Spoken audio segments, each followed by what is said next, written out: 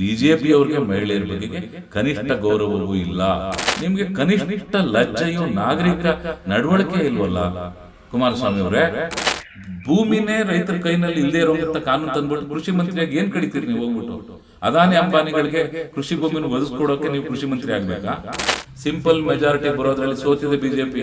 ಅಂತವ್ರ ಜೊತೆಲಿ ನೀವು ಮೈತ್ರಿ ಮಾಡ್ಕೊಂಡು ಇವಾಗ ಮಂತ್ರಿ ಆಗ್ಬಿಟ್ಟು ಏನು ದೊಡ್ಡ ಸಾಧಿಸಿದಿರಿ? ಕಸದ ಬುಟ್ಟಿಗೆ ಹೋಗಿ ಸೇರ್ತೀರಿ ನೀವು. ಇದು ಬಹಳ ದೂರ ಇಲ್ಲ. ಮಂತ್ರಿಯಾಗಿ ಹೇಗೆ ನೀವು ತಲೆ ಎತ್ಕೊಂಡು ತಿರುಗ್ತೀರಿ? ಒಂದು ಬಹಳ ಮುಖ್ಯವಾಗಿ ಇದು ಅತ್ಯಂತ ದುರದೃಷ್ಟದ ಬಹಳ ಆಗಬಾರ್ದಂತಹದ್ದು ನಡೆದು ಹೋಗಿದೆ. ದೇವೇಗೌಡರು ಕುಮಾರಸ್ವಾಮಿ ಅವರು ನಮ್ಮನ್ನು ಈ ಪ್ರಕರಣದಲ್ಲಿ ನಮ್ಮನ್ನು ತರಬಾರ್ದು ಅಂತ ಹೋಗಿ ಕೋರ್ಟ್ಗೆ ಹೋಗಿ ತಂದಿದ್ದಾರೆ ಸ್ಟೇನ. ಆದರೆ ಕುಟುಂಬ ಅವ್ರದ್ದಲ್ಲ ಅಂತ ಹೇಳೋಕ್ಕೆ ಸಾಧ್ಯವ? ಟಿಕೆಟ್ ಕೊಟ್ಟಿರೋರು ದೇವೇಗೌಡರು ಅನ್ನೋದು ಇಡೀ ಜಗತ್ತಿಗೆ ಜಾಹೀರಾಗಿರುವಾಗ ಪ್ರಜ್ವಲ್ ರೇವಣ್ಣ ಪ್ರಕರಣ ಹೊರಬಂದ ಕೂಡಲೇ ರೇವಣ್ಣ ಅವರು ಕೊಟ್ಟ ಮೊದಲ ಪ್ರತಿಕ್ರಿಯೆ ಇದು 4 ವರ್ಷದ ಹಳೆ ವಿಡಿಯೋ ಅಂತ. ಅಂದರೆ 4 ವರ್ಷದ ಹಿಂದೆಯೇ ನಿಮಗೆ ಇದು ಗೊತ್ತಿತ್ತು.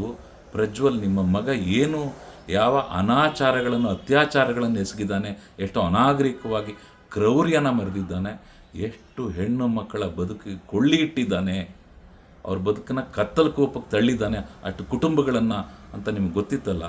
ಏನು ಮಾಡಬೇಕಾಗಿತ್ತು ನೀವು ತಂದೆಯಾಗಿ? ನಿಮ್ಮ ಹೆಂಡತಿ ಭವಾನಿ ರೇವಣ್ಣ ಅವ್ರಿಗೂ ಇದು ಗಮನಕ್ಕೆ ಬಂದಿತ್ತು. ಏನು ಮಾಡಿದ್ರಿ?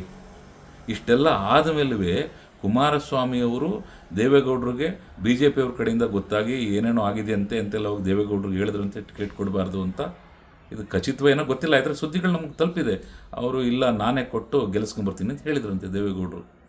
ಆದರೆ ಇದಕ್ಕೆ ಆಧಾರಗಳೇನು ಅಂದರೆ, ಈ ದೇವರಾಜೇಗೌಡ ಅವರು BJPಗೆ ಅವ್ರಿಗೆ ಅಕ್ಟೋಬರ್ ತಿಂಗಳಲ್ಲೇ ಹೇಳಿದ್ದಾರೆ.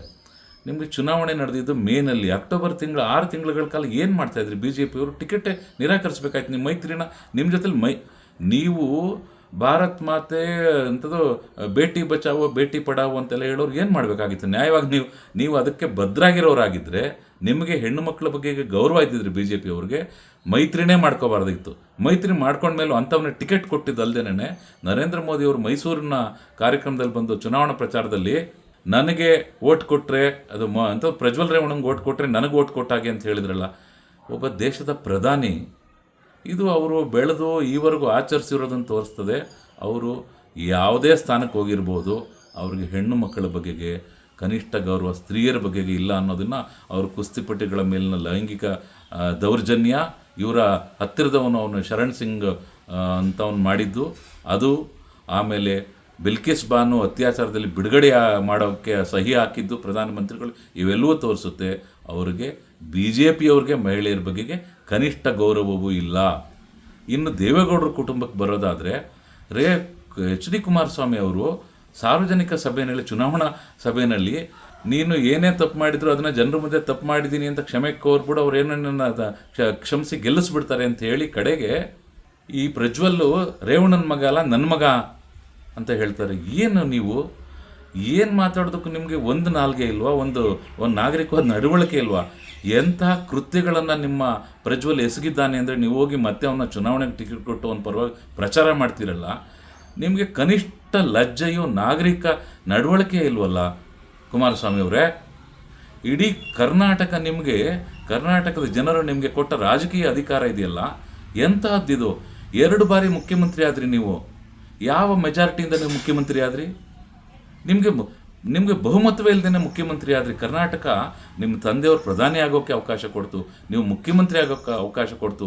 ನಿಮ್ಮ ಕುಟುಂಬ, ನಿಮ್ಮ ಅಣ್ಣ ಮಂತ್ರಿ ಆದರು, ನಿಮ್ಮ ಹೆಂಡತಿ, ನಿಮ್ಮ ಅಣ್ಣನ ಹೆಂಡತಿ, ಎಲ್ಲರಿಗೂ ರಾಜಕೀಯ ಅಧಿಕಾರಿಗಳು, ನಿಮ್ಮ ಹುಡುಗರನ್ನೆಲ್ಲರೂ ನೀವು ಎಲ್ಲರ ಎಲೆಕ್ಷನ್ ನಿಲ್ಲಿಸಿ ಗೆದ್ದರು. ಒಬ್ಬ ಮಾತ್ರ ಸೋತ ನಿಮ್ಮ ಮಗ. ಇಷ್ಟೆಲ್ಲವನ್ನೂ ಕೊಟ್ಟಂಥ ಕರ್ನಾಟಕದ ಜನರಿಗೆ ನೀವು ಕೊಟ್ಟ ಕೊಡುಗೆ ಏನು? ಹಾಸನದ ಹೆಣ್ಣುಮಕ್ಕಳ ಬಗೆಗೆ, ಹಾಸನ ಜಿಲ್ಲೆಯ ಬಗೆಗೆ ಎಷ್ಟು ಹೀನಾಯವಾಗಿ ಜನ ಮಾತಾಡ್ಕೊಳ್ಳುವಾಗೆ ಅವರು ತಲೆ ಎತ್ತಿ ದೊಡ್ಡದಾಗಿ ಮಾಡಿದ್ರಲ್ಲ. ಒಂದಲ್ಲ 100ಕ್ಕಿಂತ ಹೆಚ್ಚು ಹೆಣ್ಣುಮಕ್ಕಳನ್ನು ಹೀಗೆ ದುರುಪಯೋಗ ಪಡಿಸ್ಕೊಂಡು, ಅಧಿಕಾರ ದುರುಪಯೋಗ, ಪ್ರಜಾಪ್ರಭುತ್ವ ವಿರೋಧಿ ನಡೆ, ಇದನ್ನೆಲ್ಲ ಹೇಗೆ ಸಮರ್ಥಿಸ್ಕೊಳ್ತೀರಿ ನೀವು? ಆಮೇಲೆ ಚುನಾವಣೆಯಲ್ಲಿ ಬೇರೆ ನೀವು ಹೇಳ್ತೀರಿ ನಾನು ಚುನಾವಣೆಯಲ್ಲಿ ಗೆದ್ದರೆ ಕೃಷಿ ಮಂತ್ರಿ ಕೇಳ್ತೀನಿ ಅಂತ ಕೇಂದ್ರ ಸರ್ಕಾರದಲ್ಲಿ. ಅಲ್ಲ, BJP ಸರ್ಕಾರ ತಂದಂಥ ಕೃಷಿ ವಿರೋಧಿ ಕಾನೂನುಗಳನ್ನು ಬೆಂಬಲಿಸ್ಬಿಟ್ಟು ನೀವು 250 ಎಕರೆ ಯಾರು ಬೇಕಾದ್ರೂ ಭೂಮಿ ತಗೊಳ್ಬೋದು.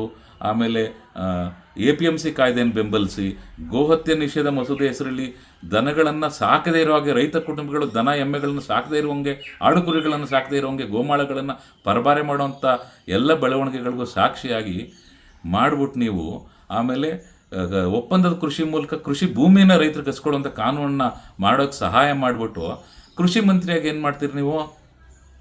ಅಲ್ಲ, ನಿಮಗೆ ಕನಿಷ್ಠ ಸಾಮಾನ್ಯ ಜ್ಞಾನವಾದ್ರು ಬೇಡವಾ? ಭೂಮಿನೇ ರೈತರ ಕೈನಲ್ಲಿ ಇಲ್ಲದೆ ಇರೋಂಥ ಕಾನೂನು ತಂದ್ಬಿಟ್ಟು ಕೃಷಿ ಮಂತ್ರಿಯಾಗಿ ಏನು ಕಡಿತೀರಿ ನೀವು? ಹೋಗ್ಬಿಟ್ಟು ಅದಾನಿ ಅಂಬಾನಿಗಳಿಗೆ ಕೃಷಿ ಭೂಮಿನ ಒದಗಿಸ್ಕೊಡೋಕ್ಕೆ ನೀವು ಕೃಷಿ ಮಂತ್ರಿ ಆಗಬೇಕಾ? ಅದು ಏನಪ್ಪ, ನಮ್ಗೆ ಆಶ್ಚರ್ಯ ಆಗುತ್ತೆ. ಒಂದು ಸಾರ್ವಜನಿಕ ಜೀವನದಲ್ಲಿ ನೀವು ಮುಖ್ಯಮಂತ್ರಿ ಆದಾಗ ನೀವೆಲ್ಲ ನಡ್ಕೊಂಡಿದ್ದಿದೆಯಲ್ಲ, ನೀವೇನೆ.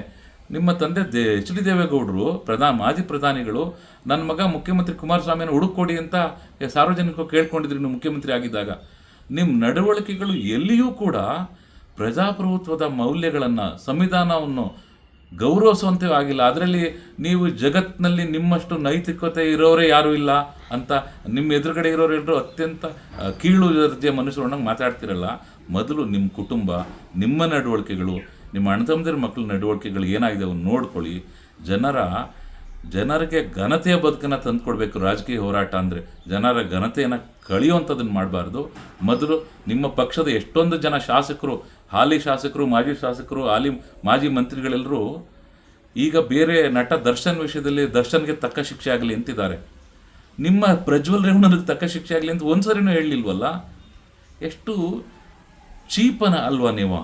ನಿಮ್ಮ ಮಾಜಿ ಮಂತ್ರಿ ಒಬ್ಬ ಅಂತ ಪಾಂಡವಪುರ ಕ್ಷೇತ್ರದವ್ರು, ಅವರು ತನಗೆ ಅಪ್ಪನಿಗೆ ಊಟದವ್ರು ಮಾತ್ರ ತನಗೆ ಓಟ್ ಹಾಕ್ತಾರೆ ಅಂತ ಅಂದರು.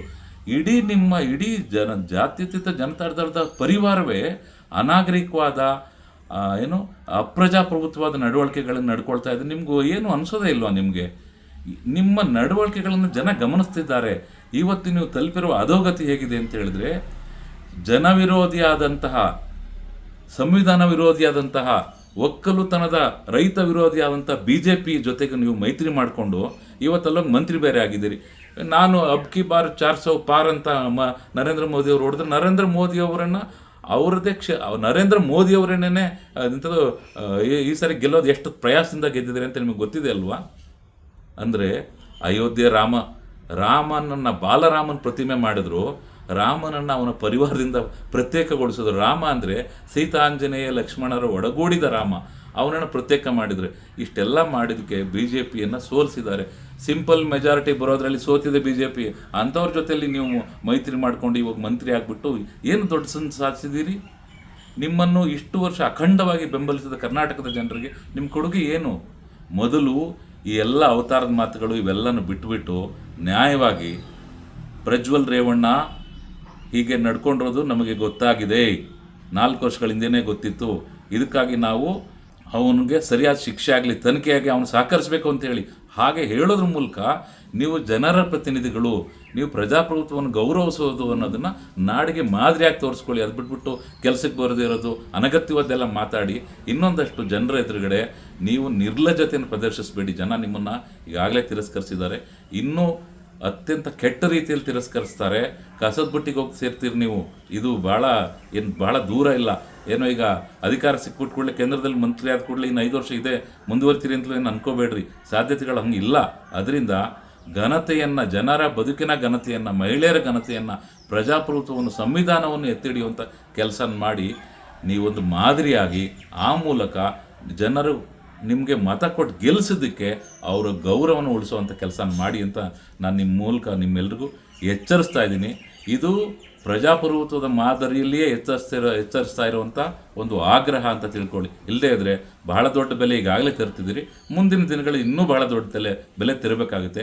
ಅದಕ್ಕೆ ಅವಕಾಶ ಕೊಡದೆ ಸಾರ್ವಜನಿಕ ಬದುಕಿನಲ್ಲಿ ಉಳ್ಕೋಬೇಕಾದ್ರೆ ಪ್ರಜ್ವಲ್ ರೇವಣ್ಣ ತನಿಖೆಗೆ ಸಹಕರಿಸಿ ಸರಿಯಾಗಿ ನಡ್ಕೊಳ್ಬೇಕು. ಪ್ರಜ್ವಲ್ ರೇವಣ್ಣ ಮತ್ತು ರೇವಣ್ಣ ಅವರೆಲ್ಲರೂ ಕೂಡ ಅವರ ಅನುಯಾಯಿಗಳು ಮೊನ್ನೆ ಒಂದು ಗಂಗೂರು ಅಂತ ಹೊಳೆ ನರಸೀಪುರದ ಹತ್ರ ಊರಲ್ಲಿ ಕಾಂಗ್ರೆಸ್ಗೆ ಓಟ್ ಹಾಕಿದ್ದಾರೆ ಅಂತ ಆ ಡೈರಿನಲ್ಲಿ ಹಾಲನ್ನೆಲ್ಲ ಸಂಗ್ರಹಣೆ ಮಾಡೋದನ್ನು ತಪ್ಪಿಸಿ ಜನರೆಲ್ಲ ಬೀದಿಗೆ ಚೆಲ್ಲಿದ್ದಾರೆ ಹಾಲನ್ನ. ಇದು ನಿಮ್ಮ ದೌರ್ಜನ್ಯಕ್ಕೆ ಪುರಾವೆ ಅಲ್ವಾ? ನಾಚಿಕೆ ಆಗಬೇಕಲ್ವ ನಿಮ್ಗೆ ಇಂಥದಕ್ಕೆ? ಅದು ಹೇಗೆ ನೀವು ನಾವು ಪ್ರಜಾಪ್ರಭುತ್ವವಾದಿಗಳು ಅಂತ ಹೇಳ್ತೀರಿ? ಮಂತ್ರಿಯಾಗಿ ಹೇಗೆ ನೀವು ತಲೆ ಎತ್ಕೊಂಡು ತಿರುಗ್ತೀರಿ? ನಿರ್ಲಜ್ಜತೆಯ ಪರಮಾವಧಿ ನೀವು ತಲುಪಿದ್ದೀರಿ. ಈ ಬಗ್ಗೆ ಒಂದು ಸಣ್ಣ ಎಚ್ಚರಿಕೆ ಆದರೂ, ಒಂದು ಲಜ್ಜೆಯನ್ನು ಇನ್ನು ಮುಂದಾದರೂ ರೂಢಿಸ್ಕೊಳ್ಳಿ. ಇಲ್ಲಾಂದರೆ ಬಹಳ ಕೆಟ್ಟ ದಿನಗಳು ನಿಮಗೆ, ನಿಮ್ಮ ಜನತಾ ಪರಿವಾರ, ಜಾತ್ಯತೀತ ಜನತಾ ಪರಿವಾರಕ್ಕೆ ಕಾದಿದ್ದಾವೆ ಅಂತ ಈ ಮೂಲಕ ನಾವು ಎಚ್ಚರಿಸ್ತಾ ಇದ್ದೀನಿ. ಈ ಎಚ್ಚರಿಕೆಯನ್ನು ಜನರ ಆಗ್ರಹ ಅಂತ ತಿಳ್ಕೊಳ್ಳಿ. ಯಾಕಂದರೆ ಜನರು ಎಷ್ಟರ ಮಟ್ಟಿಗೆ ನಿಮ್ಮ ಬಗ್ಗೆ ಮಾತಾಡ್ತಾ ಇದ್ದಾರೆ ಅಂತ ನಿಮ್ಮ ಗಮನಕ್ಕೆ ಬಂದಿದೆಯೋ ಇಲ್ಲೋ ಗೊತ್ತಿಲ್ಲ. ಅದನ್ನು ತಿಳ್ಕೊಳ್ಳೋಕೆ ಪ್ರಯತ್ನಿಸಿ ಅಂತ ನಾನು ನಿಮಗೆ ಈ ಮೂಲಕ ಹೇಳ್ತೇನೆ.